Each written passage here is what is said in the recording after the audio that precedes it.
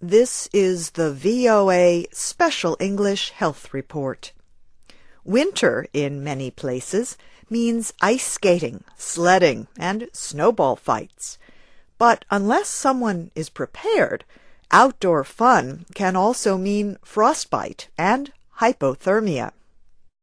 Today, we talk about how to stay warm, dry, and safe. Frostbite is damage that happens when skin is exposed to extreme cold for too long. It mainly happens on the hands, feet, nose, and ears.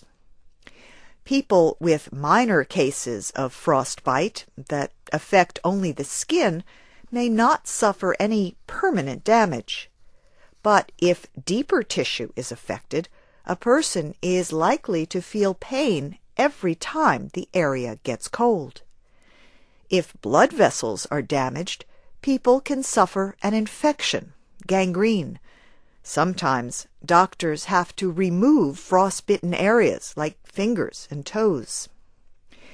Hypothermia happens when the body cannot produce as much heat as it loses. The condition comes on slowly. Signs include uncontrollable shaking, unusually slow breathing, and difficulty thinking clearly.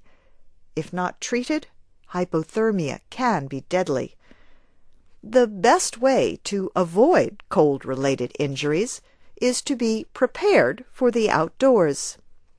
Here is a simple way to remember 4 basic steps to staying warm. Think of cold, C-O-L-D. The C stands for cover. Wear a hat and scarf to keep heat from escaping through the head, neck, and ears. And wear mittens instead of gloves. Gloves may not keep hands as warm because they separate the fingers.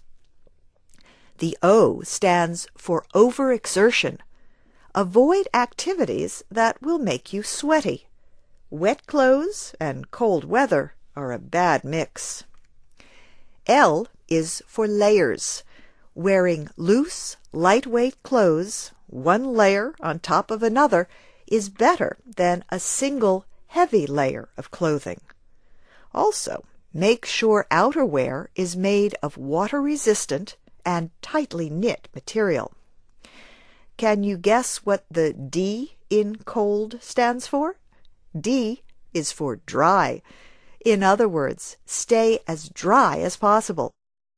Pay attention to the places where snow can enter, like the tops of boots, the necks of coats, and the wrist areas of mittens. And a couple of other things to keep in mind, one for children and the other for adults. Eating snow might be fun, but it lowers the body's temperature. And drinking alcohol might make a person feel warm, but what it really does is weaken the body's ability to hold heat. Next week, experts talk about what to do and not to do to help someone injured by extreme cold. And that's the VOA Special English Health Report, written by Katie Weaver. For more health news, along with transcripts and MP3s of our reports, go to voaspecialenglish.com. I'm Faith Lapidus.